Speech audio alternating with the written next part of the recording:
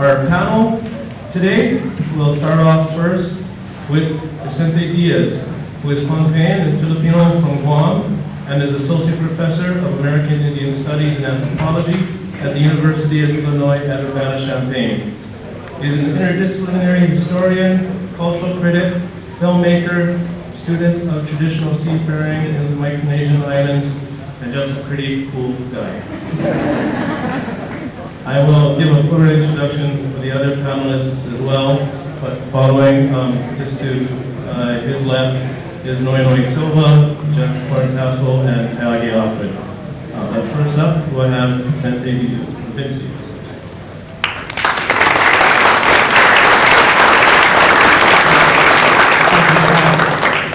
And thank you, Ethnic Studies, and congratulations on this anniversary. I'm going to go right into it in the interest of time. I went ahead and prepared a fairly formal talk that I'm now just going to speak on. But the title of one history in one way towards our future in our own way, just the theme for this next 45 years. And by way of a rant about star compasses, this is not in any way to ruin at all the opening. In fact, it's to add on to that.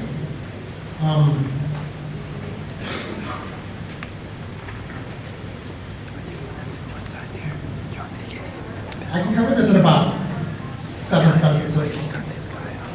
I left Guam in 1979 to play football here at the University of Hawaii, only to become radicalized here. In the late 70s and early 80s, this was a time of the Madre, the country movement, the so-called squatters who were blighting other lands, where you couldn't help but see these things that were happening. At the same time, I had already was majoring in political science at the University of Guam when I came here. I was a little bit primed for that as well. And in political science here, where I continued, I very quickly came upon the story of an earlier generation of Micronesian men who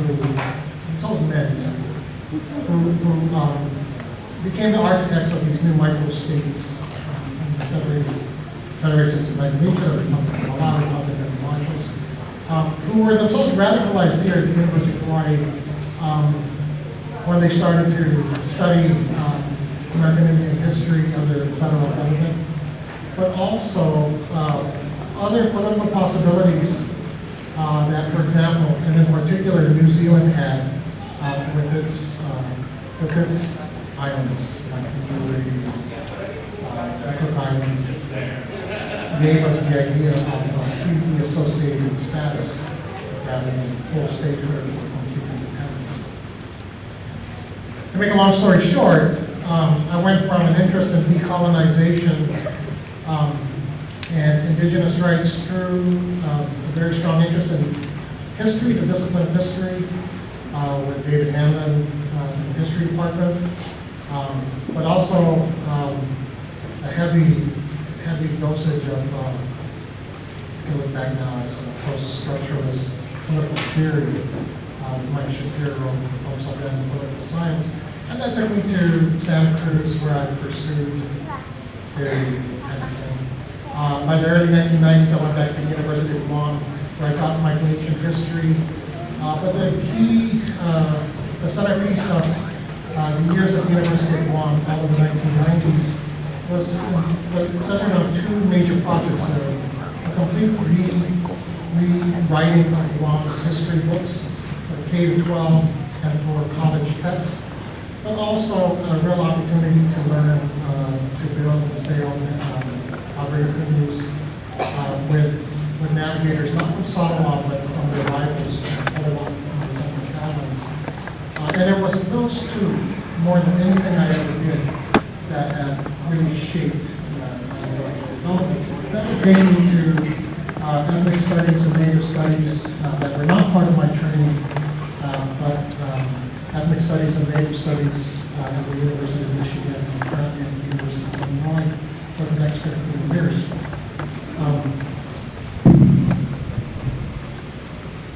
Hawaii has always been a pivotal point, not just for the radicalization, but in hindsight, through the 1990s at the University of Guam and the last 15 years in Michigan and Illinois, it was in fact annual conferences and panels and works with folks on this campus, Center for Hawaiian for Pacific Studies, Center for Hawaiian Studies, in history or political science, where my own intellectual development and ideas about politics continue to be shaped by changes that were happening here on the campus. And so this is this is more than a home away from home. This is a place that has really shaped and continues to shape how I think.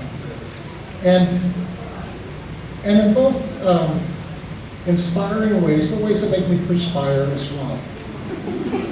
For example, and here I'll turn to the second part, the rant.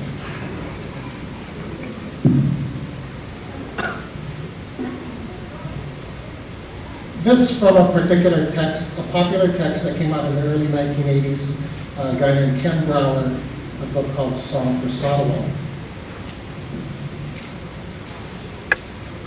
Quote, the star compass, or the sidereal compass of the Carolinians, like the magnetic compass of the European mariners, is divided into 32 points. This is not an imitation, yet neither is it an accident. The Carolinian compass is much older, but both instruments were well developed by the time they met. It would seem that dividing the horizon into 4 cardinal points simply comes naturally to all humans. The inevitable first step for an animal interested in the name of directions. The natural second step is to divide each quadrant again, producing 8 points, then to divide once more, producing 16, then divide in a final time.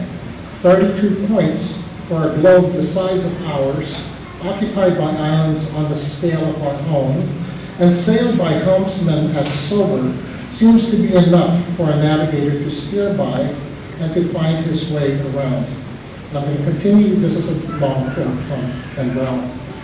On the Carolinian compass, each point is marked by a star or a constellation. The stars are not picked for their magnitude, but for their convenience of the precision around the horizon.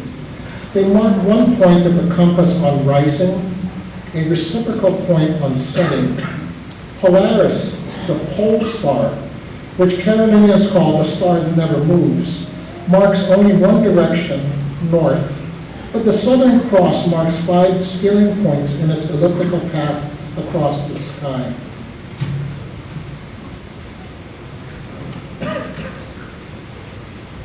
This one from Michael David Halpern's master's thesis on the origins of the Carolinian sidereal compass.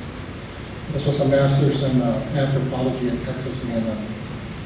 Quote, the sidereal compass of the Carolinian Islanders is a conceptual tool that organizes navigational knowledge and permits long-distance voyaging and accurate landfalls without the use of instrumentation. Remnants and hints of similar systems are reported all across the Pacific, while descriptions and representations of similar compass are extant in old Arab nautical pages. These resemblances have alternately been ascribed to independent invention and diffusion, and a big part of his thesis was to theorize the extent of invention or diffusion. In more detail, he writes, quote, in it is the traditional form,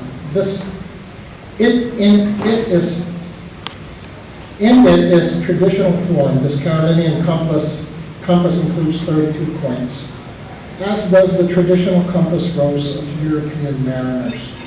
And, quote, the most important azimuth of the sidereal rose is Altair, in the constellation we call Aquila, the eagle. In the Carolines, it is called the Big Bird and determines the east-west line of the system. And here, Halpern is quoting pioneering work by anthropologists like Lloyd Goodenough, Tom Gladwin, William Alkire. While, like his predecessors, Halpern acknowledges this compass to be an intellectual abstraction, a mental construct, not an object, its, quote, only concrete representation is in the form of stones or shells laid out in a circle or a square as a pedagogic device. I want to note in fairness that all of the formal ethnographic studies, Goodenough, Alkire,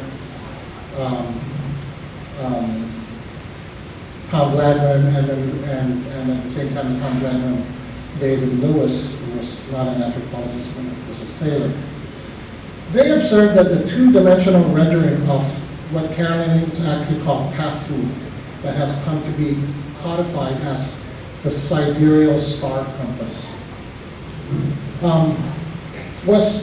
they've acknowledged that this was but a teaching tool, not just for the neophyte student, but to translate, to convey the indigenous knowledge to outside investigators. Alkire specifically noted the possibility that this was an ethnographic construct in particular. For Lewis, a sense of the difference in what he still called a compass, quote, compass, was Pafu's emphasis within a larger dead reckoning system on positionality rather than directionality, which it seems in his case to refer to Western compass. So unlike the Western compass, which is about directionality, this seemed to also emphasize positionality. I would insist that Pafu is at once about positionality and directionality in the way that they work together, but how they're connected to each other is what I want to come back to. They're not mutually exclusive categories, but that the Carolinian indigenous notion of positionality and directionality are categorically different from Western cartography's conventions of cardinal directionality. Pafu is not about north, south, east, and west. And I'm not prepared to argue that there's no such thing as north, south, east, and west. But at least in Carolinian vernaculars that I've studied, north, south, east, and west have far more localized meanings than cardinal directionality. In short, the beef I have with the codification and the translation is also that it is a major disservice to the integrity of Carolinian systems and to efforts to understand and be informed by indigenous difference in continuing to define Pafu in terms of cardinal directionality as understood in Western cartography. There's a map by the Pohnpeian Society that has him laying out the Pafu and walking through it, and not once does he use the word north, south, east, and west. The stars in the Pafu mark directions of islands or other earthly features as they relate to the positionality of specific islands or a canoe or an individual in transit. The star Winawinafumaka is the star that never moves. It's not the North Star, it's not Polaris. And it actually moves up and down as you move north to south. But it is not a marker of north any more than Mila marks east or Altair. But those islands that lie beneath it from the vantage point, whatever, from an island or from a canoe, or as you're walking through it. This is not to declare that there's no sense of cardinal directionality in general in the Carolines, but even in the terms that are glossed in English as north or west or south, Mila Benefang, for example, Patu, Payo in Central Carolina. There's evidence that these have much more nuanced and localized meanings having to do with relationships of positionality and directionality rather than simply the vernacular for cardinal directionality north, south, east, and west. They might, for instance, mean above or below, up or down, or for specific markers. And one set of meanings is the same as Makai and mountain, which could, depending on where you are in relation to the mountain, could be either east or west, right? My beef is an age-old one. When we understand Papu in terms of European compasses, we subordinate indigenous spatiality, positionality, directionality, cartography to European conventions. It's kind of like what's wrong with Peter Buck's classical description of Polynesians as the Vikings of the Pacific. Right? Of course, to be correct, it should be the Vikings were the Polynesians of the Atlantic. Except the field of play was so much more small. It was so much smaller than what Oceanians had navigated. So that idea of referencing something from someone else's vantage point, even in a system that is dedicated to recovering indigenous knowledge, is something we have to watch out for. I'm going to close with simply on this. I want to suggest to you, we know the histories of ethnic studies and their struggles, and we know the histories of Native studies and their struggles, and we also know that there's tensions between them, right? We can also look at these, the two interdisciplines as fellow travelers in an academic world that still continues to be the default compass, right? Providing the cardinal directionality for the adjudication of knowledge. It's a simple idea, but it's one that can get us started.